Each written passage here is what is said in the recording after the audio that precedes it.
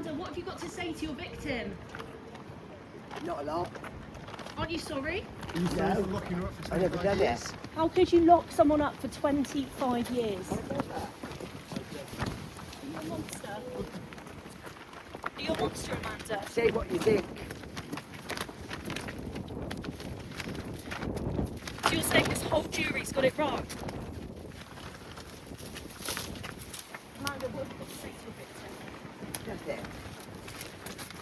So we've obviously had an incident reported to us tonight, and I got sufficient information from that incident to arrest you on suspicion of neglect. It's midnight on the 16th of March 2021. You're under arrest on suspicion of neglect. You don't have to say anything. It may harm your defence if you don't mention when questioned, something which may later on in court. Anything you do say may be given in evidence. Necessity for your arrest is to protect a vulnerable person and to conduct a thorough investigation, and it being prompt and effective. Okay, have you got any questions at this time? What? No. Okay. At the moment.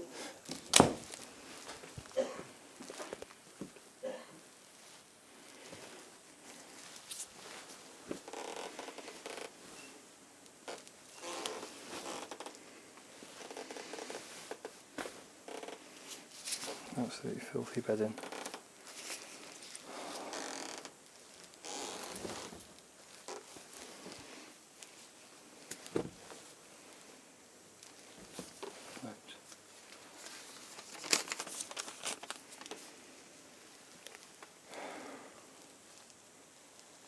No telephone numbers hidden under the pillow.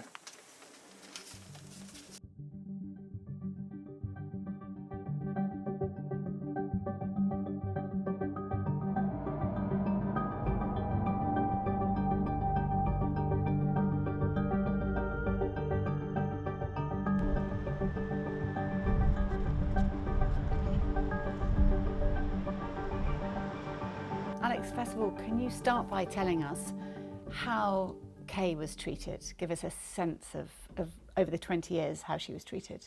Yeah, so the victim was treated horrendously over the 20 years that she was in the address. While she was there, she was assaulted numerous times. She had her head shaved, her hair forcibly cut.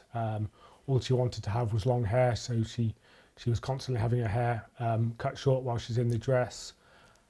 She wasn't fed properly. She was eating probably or being fed one meal a day. There were numerous assaults throughout the course of the period of time that she was in the address.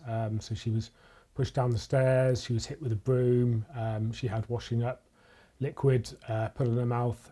So she was treated really, really badly while she was in the address. Give me a sense of the cruelty, just like some of the detail of the cruelty that went on.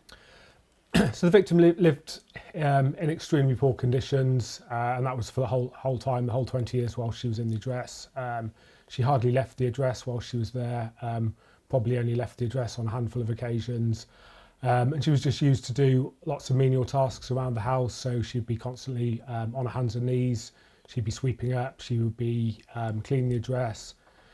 She'd be getting up early to ensure that the kids in the address, so Miss Wixon's children, were got ready for school and they were bathed, and she would do lots of menial tasks around the house. I mean, we heard in court that she actually had calluses on her feet and ankles as a result of hours and hours and hours of scrubbing. I mean, just give me a sense of just how hard she had to work. Yeah, so we believe she did a massive amount of work while she was there. She was constantly on hands and knees, constantly sweeping up with a dustpan and brush. She wasn't allowed to use a hoover, so she had to do all those tasks sort of by hand. So she was using a dustpan and brush for a considerable period of time. Can you give me a sense about sort of the damage to her body, as a result of the hard work? Yeah, so when she was rescued from the address, she went and saw a doctor. So she was malnourished. She had scars on her lips, and she had calluses on her feet from the amount of time she spent on her hands and knees cleaning. So she was treated extremely poorly. Like you say, she wasn't allowed to wash, or a very limited amount of time she was allowed to wash. She would often sneak into the bathroom in the evening to try and wash and try and clean herself. She was treated extremely poorly while she was there. And the living conditions she was in, like her bedding, you know, just how was that? Describe what that looked like when the police arrived. Yeah, so when the police arrived, there's body-worn video footage that covers the address, and our scenes of crime have since been in there and taken photographs of the property. The whole property was in extremely poor conditions. Many of the walls had mould on them, didn't have any paint. They were just sort of back to the bare plaster, and the general state of the property was extremely poor. But tell us about how she was kept. What was her condition? So she was in a bedroom, and she was sharing a bedroom with one of Miss Wixon's other children. She had a small bed, and from the photos you can see it did look extremely dirty, extremely poor conditions. So is it just dirty? I mean, I haven't seen the picture, but is it dirt, or does she have bedding? What? Yeah, so there was bedding, but the whole property was extremely poor conditions. Her bedroom, the walls weren't painted. There was mould on the ceiling, mould on the walls. The victim, how Kay ended up living in that house in the first place? Yeah, so the victim ended up living in the address probably about 1996 or thereabouts, and it came about as the families were friends. So effectively, Mrs. Wixon was friends with the victim's mother. She started staying at the address from time to time, and that led on to moving into the address and living there permanently. And her family just never, did they know she was there? We think the family did know that she was there. Tell me about her captivity, you know, her being allowed to go out, being locked in the house. Just give me a sense of how that worked. Yeah, so the doors were locked in the property, and effectively the control that Mrs. Wixon had over the victim meant that she hardly left the property. Probably, like I say, on a handful of occasions she only left the property, and quite a lot of that was in the sort of the early stages when she was living at the address. And as time went on, she left the property less and less. And certainly not very often in certainly the last few years, if not longer. But she said she wanted to go out. I mean, some of her last messages said, I want to go out. You know, she didn't want to be. Was she locked in? The doors were locked from time to time. So as well as there being the physical sort of lock of the doors, there was the emotional and physical control that Mrs. Wixon held over the victim.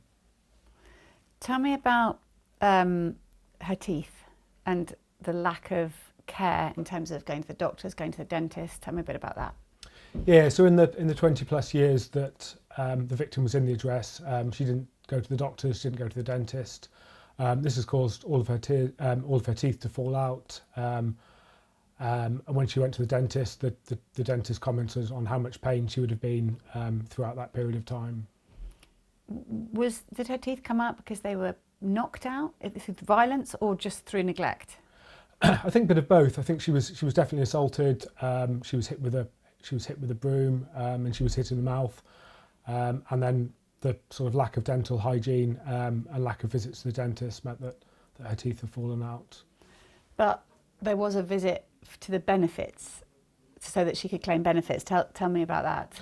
Yeah, so probably in the late 90s, Mrs. Wixon took the victim to the benefits office in Gloucester, and from that point onwards, the victim's benefits were paid into Mrs. Wixon's bank accounts. And how much does that accrue to? Unfortunately, the benefits records that we were able to obtain didn't go back past 2016, but from 2016 to 2021, Miss Wixon received over £33,000 in the victim's benefits. And do you assume that's a lot more? Like, you know, was it probably much more than that? Yes, from the late 90s forward to 2016, I imagine it was a considerable sum of money. So tell me a little bit about the circumstances that led up to her escaping, getting the phone. Now, we heard in court she was very scared of having a phone because in the past she'd been punished.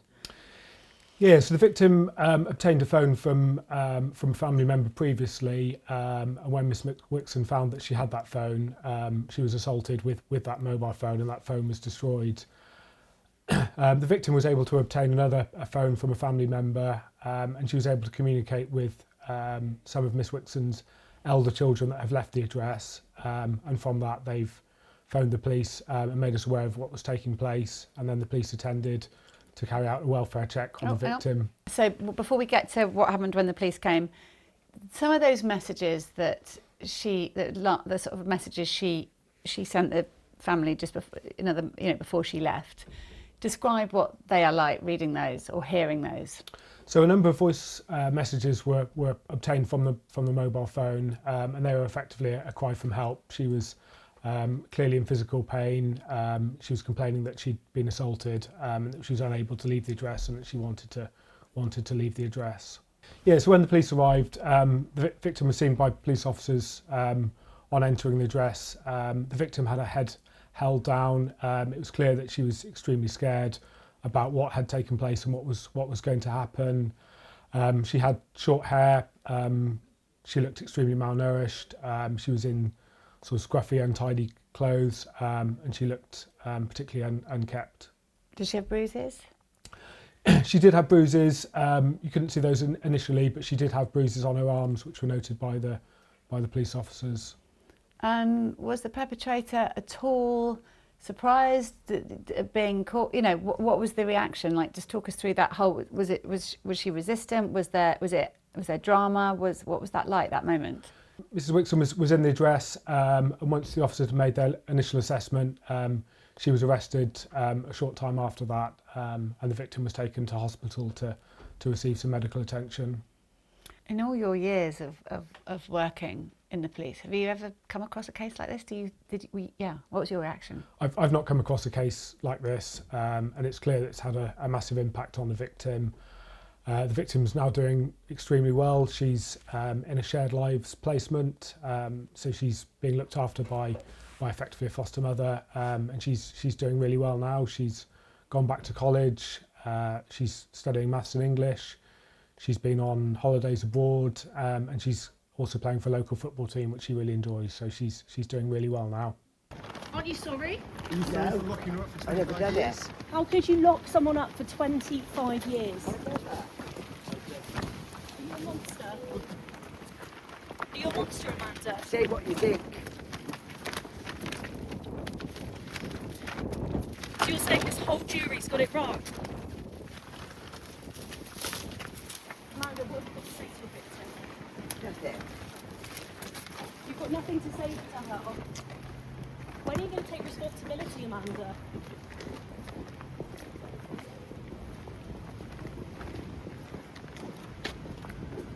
Right then, ready, you lot? Do you have any message you'd like to send To who? to the victim? No. No regret? Do you have any remorse for what you'd have done to that poor woman? I'm not. You had no idea what she was going through. Coerced her, controlled her. So she had no idea what she was. She had no going dinner, through. she had no hair because you shaved it off. That's rubbish. You're not sorry for hitting her in the face with a broom and knocking her teeth I never hit her in the face. Well, the jury said Why you would did. I be sorry for something that I still claim that I never did? You could get locked up for 10 years for this, Amanda, and you still won't admit it. I know that. Do you think I'm stupid? Do you think that I don't know that?